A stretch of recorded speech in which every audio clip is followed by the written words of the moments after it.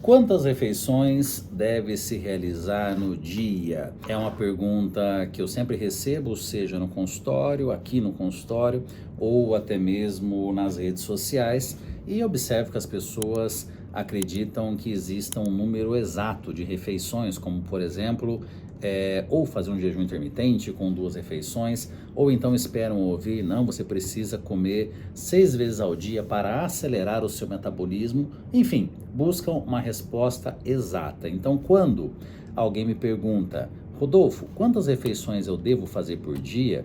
Eu automaticamente respondo com outra pergunta. Ok, mas quantas refeições você faz hoje? Então, isso que é o mais importante na nutrição, é não buscar uma resposta exata, seja com relação a uma estratégia nutricional, seja com relação à utilização de algum suplemento, mas sim avaliarmos aonde que nós nos encontramos atualmente. Isso é um exercício que mesmo você que não é um profissional da área, um estudante da área, você pode estar fazendo consigo mesmo. Afinal de contas, a alimentação é algo universal, todos nós precisamos comer e é fundamental que tenhamos um bom conhecimento sobre a alimentação. Até, inclusive, eu considero uma consulta com um nutricionista, por exemplo, o paciente chega aqui até o meu consultório muito mais para ter aulas sobre nutrição do que simplesmente sair aqui com uma pastinha debaixo do braço com a devida prescrição. Fundamental que sim, ele tem uma prescrição, mas que cada prescrição gere um aprendizado. Então vamos lá. Muitas vezes a pessoa pode alegar que ela realiza 2 refeições por dia. Então vamos lá, aquela pessoa não toma o café da manhã, faz o almoço e faz o jantar.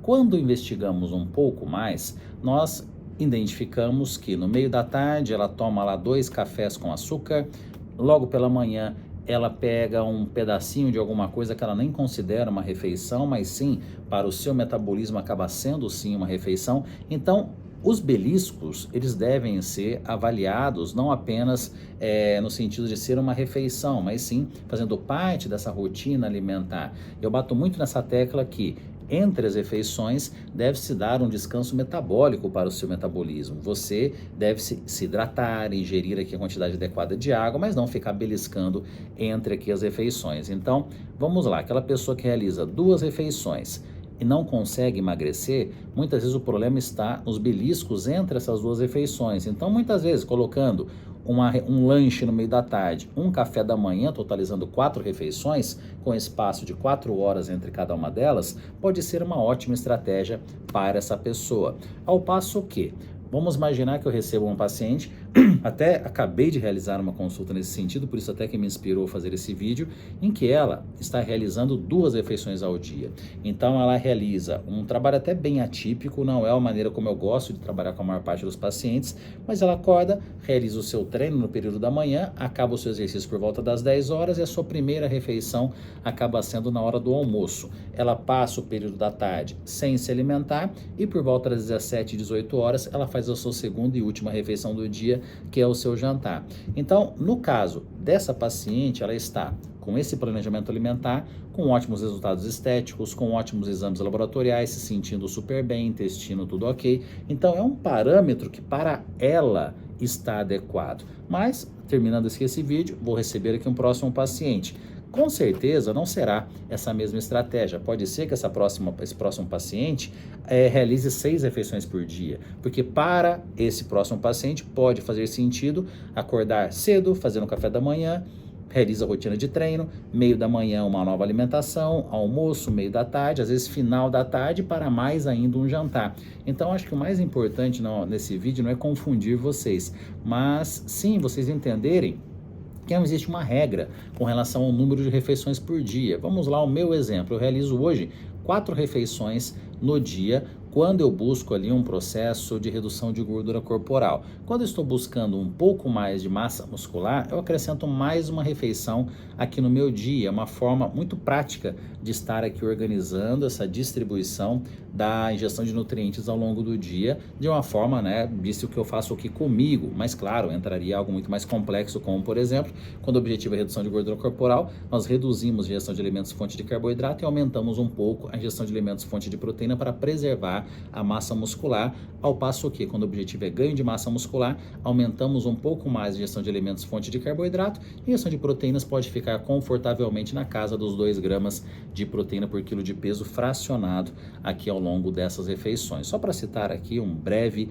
exemplo dessa distribuição de nutrientes. Mas o mais importante aqui do vídeo é vocês entenderem com relação ao fracionamento. Então, pode ser interessante uma distribuição de 3, 4, 5, 6 refeições por dia, 7 refeições por dia, às vezes até algumas situações, pensando em um trabalho de hipertrofia para uma pessoa com metabolismo muito acelerado, podemos chegar até umas 8 refeições por dia, caso essa pessoa consiga realizar todas as refeições, aí lógico, entrando refeições líquidas, uma suplementação pré, pós-treino, né? Então aqui já entraria algo nessa complexidade, mas muitas vezes no processo de emagrecimento podemos ali realizar 2, 3, 4 refeições e termos grandes resultados.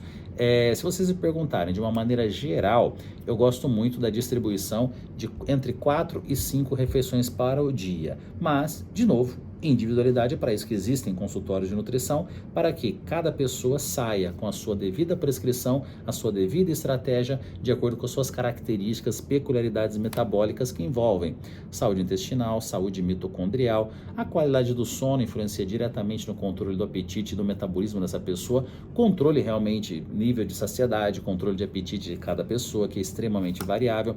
Então são situações que nós precisamos estar avaliando cada paciente da melhor forma possível e mais uma vez eu reforço, por isso que nós temos aqui consultórios de nutrição para atender as pessoas de uma forma mais individualizada. Se fosse uma regra geral para todo mundo, os aplicativos, os softwares, né, que hoje já existem disponíveis de inteligência artificial, já fariam muito bem esse tipo de trabalho. Agora, essa interação humana, avaliando fatores emocionais, fatores realmente além de fisiológicos, exames laboratoriais, etc., eles são fundamentais dentro aqui de uma consulta. Até, inclusive, ontem eu ministrei uma aula na pós-graduação em nutrição esportiva da RP e lá estávamos discutindo justamente a anamnese dentro de uma consulta, que é a nossa conversa, a nossa coleta de dados dentro aqui de um consultório que eu considero associado à orientação nutricional, as 2 peças fundamentais dentro aqui de uma consulta. Eu vejo hoje, né, muito em alta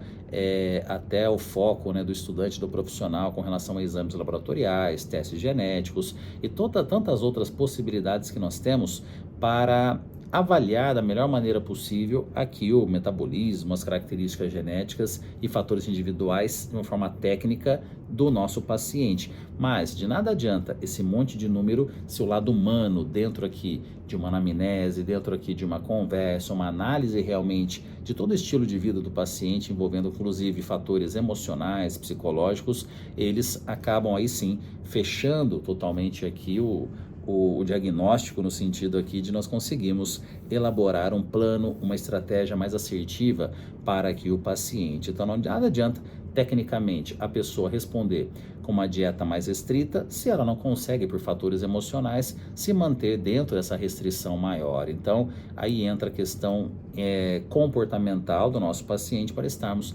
identificando qual a melhor estratégia para cada momento. Espero que tenha feito sentido, ao invés de confundir mais vocês, mas faça esse exercício.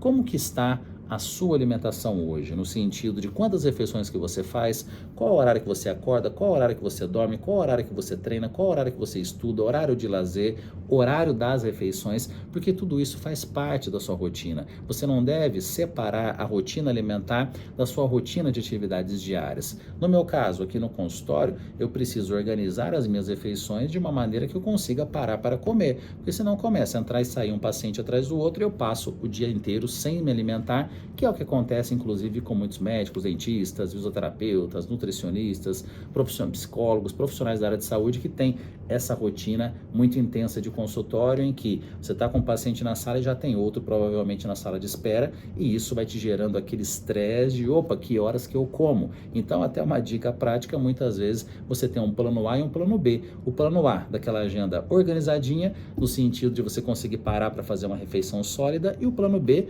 hoje não deu tempo, vai lá e usa um shake contendo ali proteínas e carboidratos, que às vezes o carboidrato pode até vir proveniente de uma fruta, aveia, etc., mas que seja uma refeição feita dentro da sua proposta, dentro da sua rotina alimentar. Aproveitem aqui o nosso canal, a ideia é que cada vídeo faça sentido complementando o outro, então se você é novo por aqui, dá uma olhada em todos os vídeos que nós já temos postados, porque tem muita informação legal para você melhorar o seu conhecimento de nutrição e ensinar as pessoas também ao seu redor, seus filhos, seus amigos, namorado, namorada, esposa, enfim, todas as pessoas que poderiam se beneficiar com um bom conhecimento sobre nutrição. Valeu!